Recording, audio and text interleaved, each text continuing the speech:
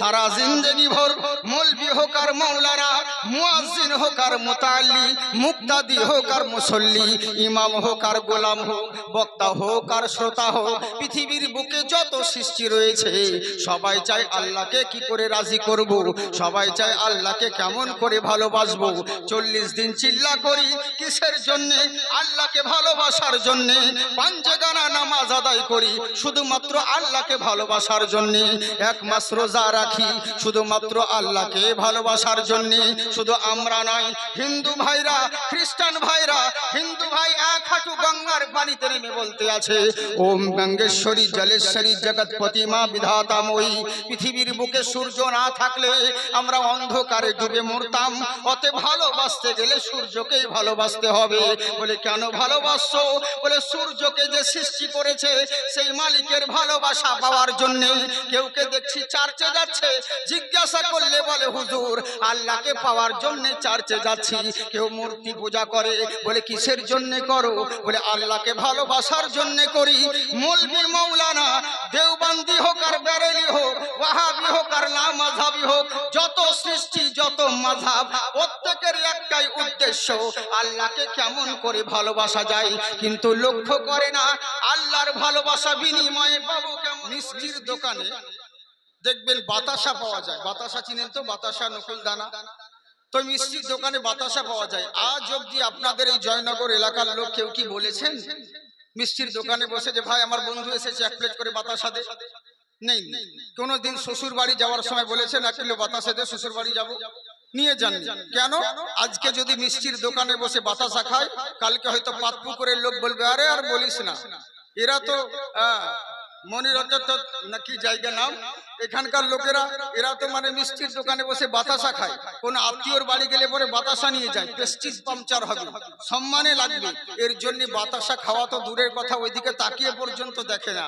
কিন্তু বাতাসা বলছে শোন, আমার সম্মান আমার মর্যাদা দেখতে গেলে পরে মিষ্টির দোকানে দেখিস না, আমার রুতবা দেখতে গেলে পরে জুম্মার দিন মসজিদে যাস বা কোনো মিলাদ মাহফিলের অনুষ্ঠানে যাস। আরে বাচ্চা তো বাচ্চা, আমাকে নেবার জন্য বুড়োরা পর্যন্ত কাড়াকাড়ি করে, কারণ তখন আর বাতাসা থাকে না, তাবাররুক হয়ে যায়, শিরনি হয়ে যায়। সামান্য মিষ্টির দোকানের বাতাসা মিলাদ মাহফিলে এসে তার যদি নাম পরিবর্তন হয়ে যায়, শান বেড়ে যায়। আপনি আমি আল্লাহর বান্দা, নবীর উম্মত, আপনি আমি আল্লাহ রসুলের মাহফিলে এলে আপনার আমার শান কি আল্লাহ বাড়াবেন না? নিশ্চয় বাড়াবেন। এরই জন্য বলছি বাপজি সোনামুখী আমার, মন দিয়ে শুনুন, একবার হাত উঠিয়ে বলেন আল্লাহু আকবার। জি, तमाम জাহান মালিক চাই, আল্লাহকে ভালোবাসবো কেমন করে? কিন্তু আল্লাহকে ভালোবাসার জন্য সবাই দিক বিদিক দৌড়ে বেড়ায়, কিন্তু আল্লাহর ভালোবাসা তো পেতে হবে। আল্লাহ পাক বলে বান্দা শোনো, তোমরা ভালোবাসবে এটা জরুরি নয়, বিনিময়ে আমারও তো দেখতে হবে আমি তোমাকে ভালোবাসি কিনা, আমি তোমার উপর রাজি আছে কিনা। তাহলেই তো তোমার ভালোবাসাটা সফল হবে, তাহলে তোমার মর্যাদাটা সফল হবে। দিক বিদিক নানান রকম জাতি, নানান রকম সৃষ্টি, সবাই বিভিন্ন রকম কর্ম করে শুধুমাত্র আল্লাহর ভালোবাসা পাওয়ার জন্য। কিন্তু আল্লাহকে কেউ জিজ্ঞাসা করে না, রব্বুল আলামিন আকরামাল আকরামিন, মাবুদ তুমি বলো তোমার ভালোবাসা পাওয়ার জন্য আমাদেরকে কি করতে হবে? তখন আমার আল্লাহ বলে বান্দা শোনো, तमाम জাহান মিলে আমাকে ভালোবাসার জন্য দৌড়ে বেড়াও, কিন্তু একবার জিজ্ঞাসা করেছো আমি আল্লাহর ভালোবাসা কোন জিনিসে রাজি আছি, আর আমি আল্লাহর ভালোবাসা পেতে গেলে কোন কাজ করতে হবে? বলে আল্লাহ তুমি বলো। তখন আমার আল্লাহ পাক বলেন, কুল ইন কুনতুম তুহিব্বুনাল্লাহ, হাবিব গো জগৎবাসীকে বলে দিন যারা আল্লাহর ভালোবাসা পেতে চায়, যারা আল্লাহকে ভালোবাসতে চায়, কোথাও গিয়ে লাভ হবে না, ফাত্তাবিউনি, তাদেরকে বলুন আপনাকে ভালোবাসতে। যারা আপনাকে ভালোবাসলো ইউহিব্বুকুমুল্লাহ, আমি আল্লাহ তাদেরকে ভালোবাসবো। সুবহানাল্লাহ বলেন। নবীর ভালোবাসার কথা শুনে মনে দুঃখ হচ্ছে নাকি? দুঃখ হয় না তো? হ্যাঁ, তাহলে ঠিক আছে। অনেকজন বলে নবীর কথা কেন বলো, সব সময় নবী নবী নবী নবী নবী নবী, মিলাদে নবীর নাম, আজানে নবীর নাম, তাকবীরে নবীর নাম, একামতে নবীর নাম, শুধু নবী আর নবী নবী কেন করছো? নবীর কথা বলবো না তো তোমার বাবার কথা বলবো নাকি? নবীর জন্যই তো সবকিছু পেয়েছি। আল্লাহ ওয়াহদাহু লা শারীক, আল্লাহ এক, যার দ্বিতীয় নেই। এটা কে বলেছে? কোনো মোল্লা নয়, আল্লাহর রাসূল বলেছেন।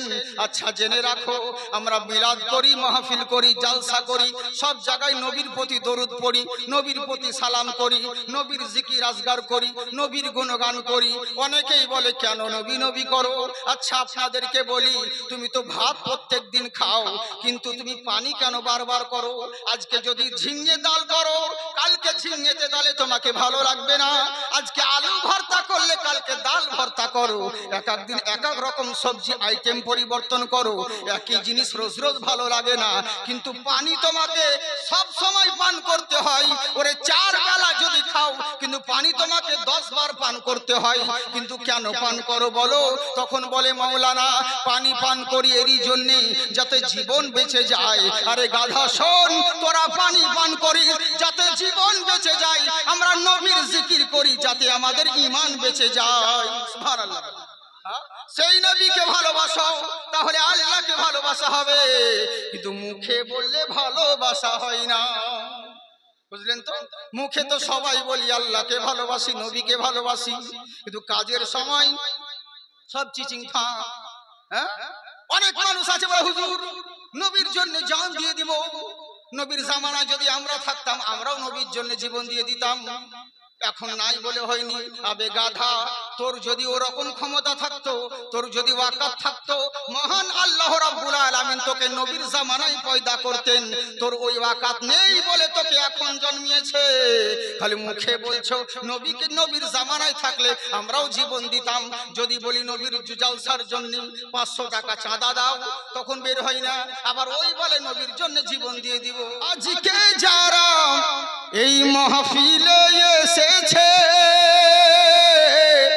ওগো আল্লাহ তাআলার রহমত পেয়েছে। একবার মহব্বতে দেখি কারা কারা সুবহানাল্লাহ বলতেছে। ওই চাঁদা কালেকশন করার মতো সুবহানাল্লাহ কালেকশন করতে হচ্ছে, ওই বলবো তারপরে বলবেন। নবীর মহব্বতে পড়ে যে একবার সুবহানাল্লাহ বললে আল্লাহ 80টি করে নেকি দান করবে। জোরে বলেন সুবহানাল্লাহ। ধুরি করিতে এলো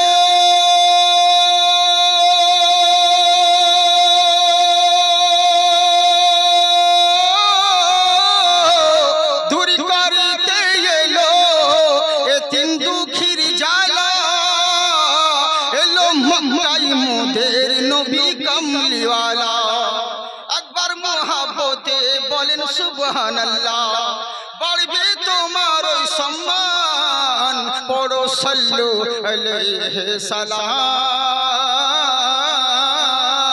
বলো সাল্লু আলাইহি সালাম। বাতাসের টানে টানে কোকিলের গানে গানে ভাসে শুধু নবীর নাম।